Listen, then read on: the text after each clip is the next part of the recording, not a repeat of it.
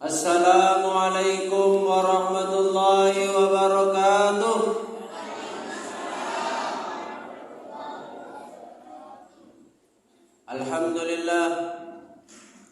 Alhamdulillahilladzi anzala as-sakinata fi qulubil mu'minin liyazdadu imanan ma'a imanihim.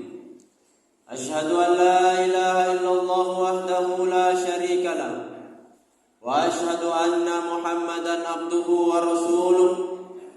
Allahumma salli ala sayyidina Muhammad wa ala alihi wa ashabihi ajma'in. Amma ba'd.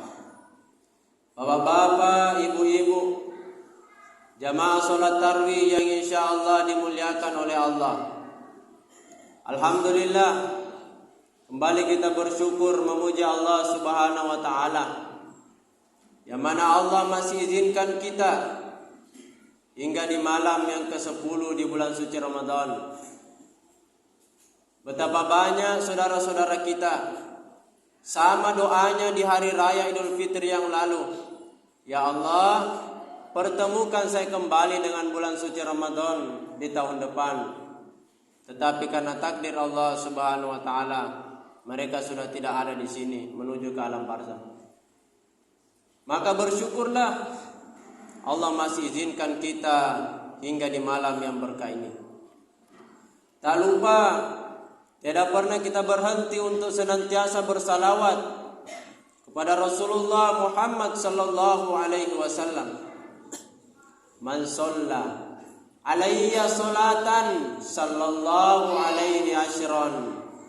Siapa yang bersalawat kepadaku sekali saja, Pak, Ibu, kita ucapkan Allahumma sholli ala sayyidina Muhammad sallallahu alaihi asyran, maka Allah bersalawat kepadanya sebanyak 10 kali. Kalimat yang sangat ringan, tapi dampaknya luar biasa di dunia dan di akhirat. Itulah salawat. Jamaah tarawih yang insyaallah dimuliakan oleh Allah, salah satu cara untuk senantiasa istiqomah beribadah, khususnya di bulan suci Ramadan ini, yaitu dengan cara kita merenungi betapa besarnya kasih sayangnya Allah kepada hambanya, kepada kita semua. Kalau kita sudah sadar betapa hebatnya kasih sayangnya Allah, pasti kita akan berterima kasih kepadanya dengan memperbanyak ibadah kepada Allah. Saya kasih contoh, Pak. Ada seorang anak, rela dia kasih keluar harta bendanya, uangnya dia kasih keluar, hartanya dia kasih keluar untuk kasih naik orang tuanya di tanah suci. Dia belikan orang tuanya hadiah, dia ajak jalan-jalan orang tuanya, rela dia lakukan itu. Kenapa? Dia sadar ada kasih sayangnya orang tuaku kepada saya, maka harus berterima kasih. Jangankan kepada manusia, saya biasa itu perhatikan, ada orang itu saking sayangnya sama ayam, sama binatang ini, Pak, biasa kita lihat di rela jauh-jauh nak belikan itu makanan itu ayamnya, nak pesankan online. Biasa juga saya lihat nak kocik-kocik itu lehernya, Pak, begininya. Saya tanya, kenapa itu dikasih begini lehernya itu, dikasih masuk benda-benda baru ditarik keluar. Dia bilang supaya bagus ki suaranya, bajik ki, bagus ki suaranya ayamku kalau berkokok, kalau dikasih berkelahi ki tidak posoi. Wah, bayangkan, dia rela berkasih sayang kepada binatang, padahal binatang ini hanya memberinya berupa suara yang cantik, berupa kuat. Kalau besar bisa dia makan, dia potong. Sedangkan Allah Subhanahu wa taala kasih sayangnya jauh melebihi daripada kasih sayang apapun. Makanya dalam sebuah riwayat disebutkan Allah itu kasih sayangnya luar biasa. Pernah setelah peperangan ada seorang ibu yang pusing dia cari anaknya ke sana kemari. Kiri dan kanan dia pergi, dia cari anaknya. Anaknya ini masih balita, masih kecil. Sekalinya dia dapat anaknya, langsung dia peluk dengan pelukan penuh kasih sayang. Setelah itu dia berikan air susu ibu. Nabi yang melihat kejadian itu langsung bertanya sama sahabat, "Wahai sahabatku, kira-kira apakah dia mau ibu ini melemparkan anaknya ke dalam api?" Semua sahabat sepakat menjawab, "Tidak mungkin ya Rasulullah. Tidak akan dia mau melemparkan anaknya ke dalam api." Kata Rasulullah sallallahu alaihi wasallam, "Ketahuilah kasih sayangnya Allah kepada hambanya jauh melebihi kasih sayang ibu itu kepada anaknya." Makanya dalam Al-Quran itu 114 kali disebutkan Bismillahirrahmanirrahim, dengan menyebut namamu ya Allah yang maha pengasih lagi maha penyayang. Bukan cuma satu kali Allah sebutkan, beratus-ratus kali. Seakan-akan mau kita tegaskan Allah bahwa kasih sayangnya itu sangat luar biasa. Jamaah taruh yang insya Allah dimuliakan oleh Allah. Sekarang saya kasih lihat ke buktinya betapa luar biasanya itu kasih sayangnya Allah kepada hambanya. Yang pertama, Allah subhanahu wa ta'ala itu melipat gandakan amalan yang kita kerjakan. Allah mengatakan dalam Al-Quran, Quran surah An-Nisa ayat 40, kata Allah, "Innallaha la yadhlimu mithqala dzarrah wa in taku hasanatan yudha'ifha wa yu'ti min ladunhu ajran 'azima." Sesungguhnya Allah tidak akan menzolimi seseorang sedikit pun walaupun seberat zarah. Barang siapa dia kerjakan kebaikan sekecil zarah saja, yang lebih kecil dari debu, niscaya Allah akan lipat gandakan dan berikan kepadanya pahala yang besar. Yang janji kita bukan Pak Camat, yang janji kita bukan bupati, wali kota, presiden, gubernur, tapi yang janji kita dilipat gandakan amalan kita langsung Allah subhanahu wa ta'ala.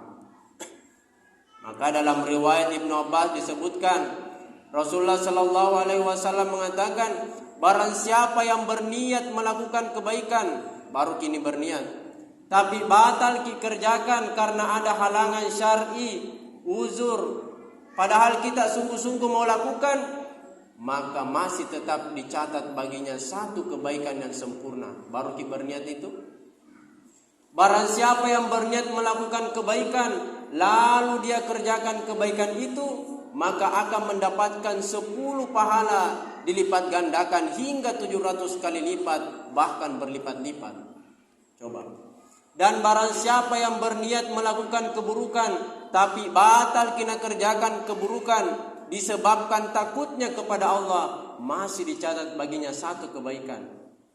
Dia niat lakukan keburukan, batal dia kerjakan karena takut sama Allah, masih dicatat baginya satu kebaikan. Dan barang siapa yang berniat lakukan keburukan, dia kerjakan, baru satu dicatat keburukan. Luar biasa kasih sayangnya Allah. Makanya kita lihat dalam banyak riwayat disebutkan yang sering kita dengar, misalnya kita membaca Al-Quran, barang siapa yang membaca Al-Quran akan mendapatkan kebaikan, dan kebaikan itu akan dilipat gandakan menjadi 10 kebaikan. La aqulu alif lam mim harfun, aku tidak mengatakan bahwa alif lam mim itu satu huruf, walakin akan tetapi alifun harfun, walamun harfun, wa mimun harfun. Alif lam mim saja dibaca sudah 30 pahala, apalagi di bulan suci Ramadan. Inilah kasih sayangnya Allah. Bahkan kalau kita membaca zikir, ada zikir yang luar biasa. Salah satu zikir yang kalau kita baca luar biasa faedahnya. Kata Nabi sallallahu alaihi wasallam, barang siapa yang membaca la ilaha illallah wahdahu la syarikalah, lahul mulku wa lahul ham. Ada juga yang menambahkan yuhyi wa yumit wa huwa ala kulli syai'in qadir. Dalam sehari sebanyak 100 kali, maka dia akan mendapatkan 3 kemuliaan, 3 keutamaan. 1, pahalanya itu seperti memerdekakan 10 hamba sahaya. 2, dicatat baginya 100 kebaikan. 3, dihapuskan baginya 100 dosa-dosa kecil. Tapi Pak Ibu, kita ulangi yang saya baca tadi di La ilaha illallah. Kita ulangi Pak Bu. La ilaha illallah wahdahu la syarikalah lahul mulku wa lahul hamd yuhyi wa yumit wa huwa ala kulli syai'in qadir. Ibu-ibu yang ikut membaca, saya doakan dipanjangkan umurnya, diluaskan rezekinya, diberikan keberkahan hidupnya, dijadikan anak-anaknya soleh-soleha. Bapak-bapak juga yang mengikuti saya doakan dipanjangkan umurnya, diluaskan rezekinya, diberikan keberkahan hidupnya, dan ditambah is apa Pak? Isi dompetnya. Amin ya rabbal alamin. Langsung semangat bapak-bapak bilang istri. Jamaah tarawih yang insya Allah dimuliakan oleh Allah. Ini saking hebatnya Allah Subhanahu wa taala, Allah lipat gandakan amalan. Bahkan di bulan suci Ramadan ini ada amalan yang kalau kita kerjakan pas di malam itu, nilainya lebih mulia daripada 1000 bulan kita beribadah. Ada yang mengatakan sama dengan 1000 bulan malam Lailatul Qadar. Baiknya itu Allah. Allah lipat gandakan amalan. Yang kedua, bukti bahwa Allah itu melipat gandakan dan memberikan kasih sayangnya kepada kita, yaitu Allah mengampuni semua dosa. Ada ayat yang sangat cantik dalam Al-Quran, sangat indah. Dalam Quran surah Az-Zumar, ayat Allah mengatakan, Qul ya ibadiyalladzina asrafu ala anfusihim la taqnatu min rahmatillah. Innallaha yaghfirudz dzunuba jami'a innahu huwal ghafurur rahim. Katakanlah, wahai hamba-hambaku yang banyak dosanya, lupa kepada Allah. La taqnatu min rahmatillah. Jangan engkau putus asa dari rahmat Allah. Bayangkan, orang yang banyak dosanya, lupa sama Allah, masih dipanggil hamba. Lalu Allah tegaskan lagi, innallaha yaghfirudz dzunuba jami'a. Sesungguhnya Allah mengampuni semua dosa. Tidak titik, Allah lanjutkan lagi, innahu huwal ghafurur rahim. Sesungguhnya Allah Maha Pengampun dan Allah tutup Rahim, Maha Penyayang. Luar biasa. Sudah banyak dosa, tapi kalau kita kembali kepada Allah, diampuni dosa-dosa kita. Makanya Umar bin Khattab itu sebelumnya dia masuk Islam disebutkan dalam sejarah luar biasa itu dosanya. Umar bin Khattab itu dulu sebelum masuk Islam pernah dia bawa anak perempuannya yang masih kecil Pak, seperti anak-anak yang biasa minta tanda tangan itu. Masih kecil seperti itu dia bawa ke suatu padang di mana Umar sudah buat di situ lubang yang besar. Setelah itu dia dorong anaknya yang perempuan yang masih kecil, lalu dia kubur hidup-hidup anaknya. Bayangkan dosanya dulu Umar. Dia bunuh itu anak kandungnya sendiri.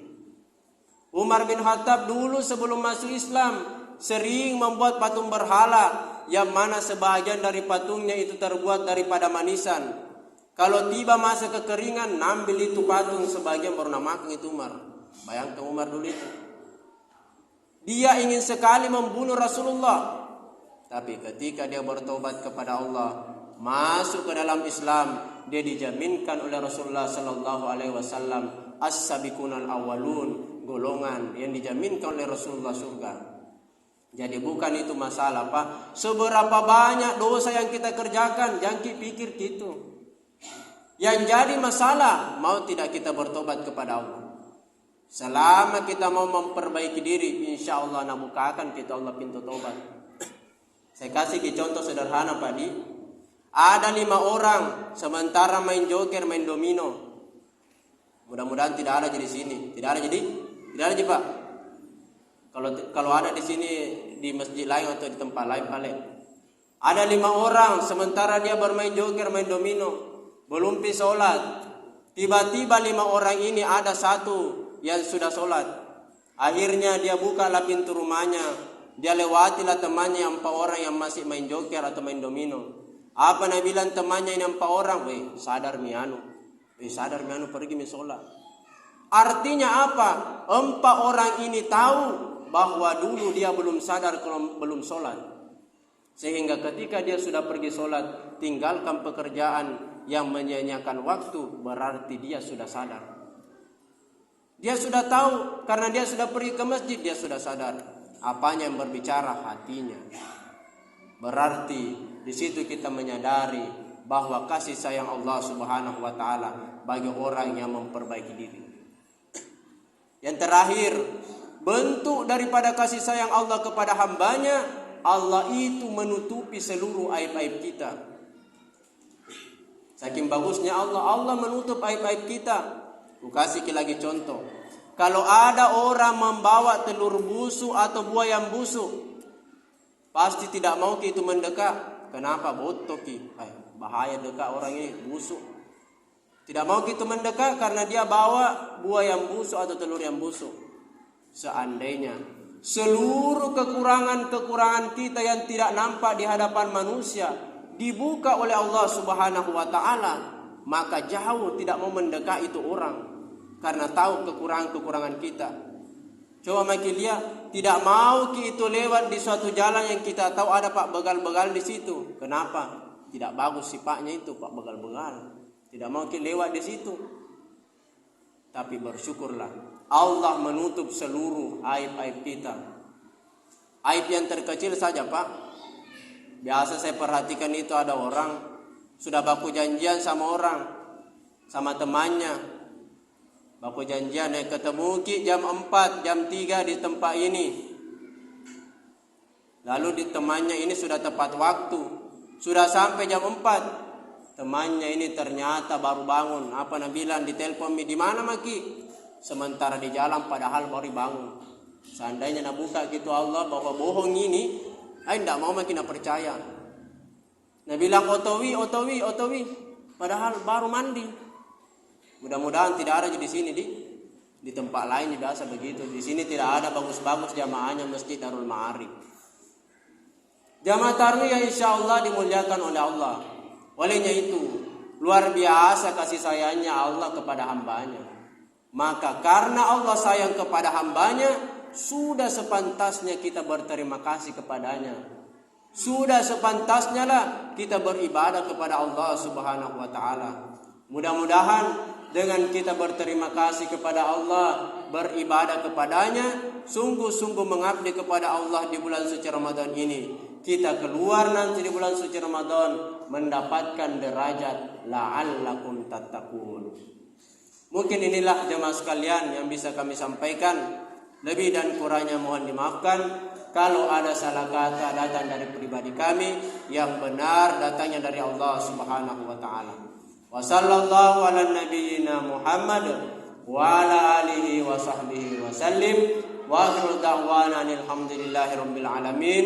Wassalamu alaikum warahmatullahi wabarakatuh.